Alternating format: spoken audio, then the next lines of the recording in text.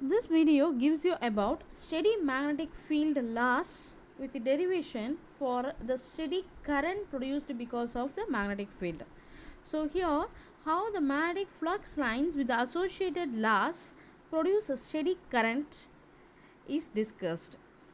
So the need for the derivation of steady magnetic field laws for the steady current is because it gives the relationship between scalar and vector magnetic potential. It relates the magnetic potential with Biot-Savart law and Ampere's circular law. It shows the possibility of both vector and scalar Poisson's equation.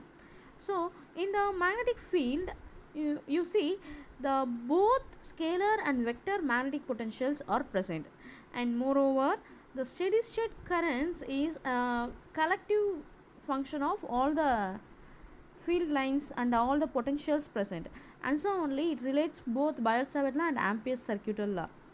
And here, as we are having both scalar and vector magnetic potentials, there is a possibility of getting both vector and scalar Poisson's equations is here. So let's we start. So first we have to take the magnetic vector potential and magnetic flux density relationship. So both has been related as B is equal to del cross A. So this B vector is the magnetic flux density, which gives the total number of magnetic flux lines present around a magnet, and so only it is related with the curl function of A. Curl means it's the rotational property, as all the flux lines are in rotational manner over the three-dimensional axis. We are collecting the potential over there. So B is equal to del cross A. The line current distribution of the magnetic vector potential is given as A vector is equal to line integral of mu naught I dl by 4 pi r. So substituting this A value in B is equal to del cross A, B vector is equal to del cross line integral of mu naught I dl by 4 pi r. Taking the del function to that of the length factors, B is equal to mu naught I by 4 pi into line integral of del cross dl by r. So here we are doing the scalar vector multiplication over a scalar quantity, and so the vector identity with a scalar value m, the vector A is given as del cross m A vector is equal to m into del cross A vector plus del m cross A vector.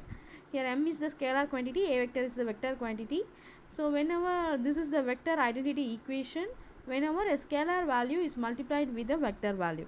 So using this identity in the equation for B vector, it will be written as B vector is equal to mu naught I by 4 pi into line integral of 1 by r into del cross dl plus del into 1 by r cross dl1.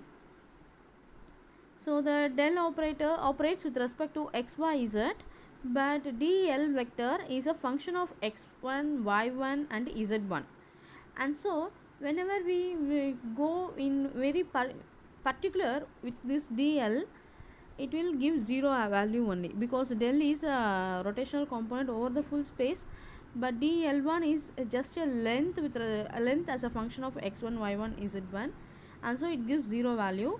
And this 1 by r is the distance between 2 points.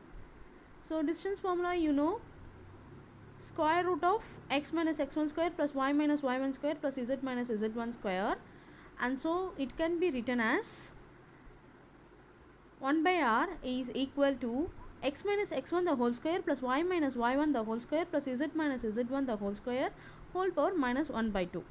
Applying del into 1 by r. So because here we are having del cross dl as 0. The first term is 0 over here. The second term only we are considering. So over the second term we are having del into 1 by r. So it is written as, see, del into 1 by r is written as, this is a negative component, and so minus sign will be there, minus of x minus x1 into ax vector plus y minus y1 into ay vector plus z minus z1 into az vector divided by, the term comes in the denominator itself, and so x minus x1 the whole square plus y minus y1 the whole square plus z minus z1 the whole square whole power 3 by 2. So which is the, so this if you have taken x minus x1 ax vector plus y minus y1 ay vector plus z minus z1 into az vector divided by, so one of this x minus x1 the whole square plus that is the root of x minus x1 the whole square plus y minus y1 the whole square plus z minus z1 the whole square, it will become ar vector. So remaining term will give you r square. So minus ar vector by r square. If you are well versed with this vector components, you can directly write del of 1 by r is equal to minus ar vector by r square. Substituting this in b vector is equal to mu naught I by 4 pi into line integral of dl vector cross ar vector by r square. See, dl vector cross this one. So this minus sign has been taken out whenever it is the components has been interchanged over here. So dl vector cross ar by r square. So this is the Biot-Savart law we know. Now we have to consider the vector identity. By vector identity we are having del cross a is equal to del of del dot a minus del square a. So applying this in del cross b, it will become del cross b is equal to del of del dot a minus del square a, because del cross a is b we know. Del cross a is b. The relationship between magnetic flux density and magnetic vector potential is del cross a is equal to b, and so we can write this vector identity as del cross b is equal to del of del dot a minus del square a. For steady magnetic fields, the divergence of magnetic vector potential is 0, and so del dot a vector is equal to 0 here. So del cross b can be written as minus del square a. So del cross b is equal to mu naught h we know in free space. So del cross mu naught h is equal to minus del square a. So taking mu naught as the common factor, that is a constant factor, mu naught into del cross h vector is equal to minus del square a vector. So this can again be written as this del cross h is equal to j we know, because the curl of magnetic field intensity is j, and so mu naught j vector is equal to minus del square a. So we can write it as del square a is equal to minus mu naught j vector, which is the vector Poisson's equation. Similarly, del square ax is equal to minus mu naught jx. If you have taken over particular directions, whenever you have to consider scalar quantity, you have to go with only one direction, because scalar is not having direction, and so we have to go in only one direction.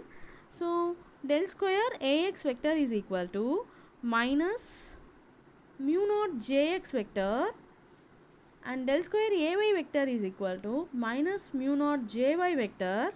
Del square az vector is equal to minus mu naught jz vector. This gives the scalar Poisson's equation. And next to this, so these are the Poisson's equation what we have derived from the curl functions. There is a del cross, that is vector identity after this Biot-Savart law. And if we have to apply the Stokes theorem over here, line integral of h dot dl is equal to surface integral of del cross h into ds. So that's the Stokes theorem. Single integration has become double integration whenever curl is applied over there. So the integral of h dot dl is equal to surface integral of this del cross h. We already have h is, for h we already have del cross a by mu naught.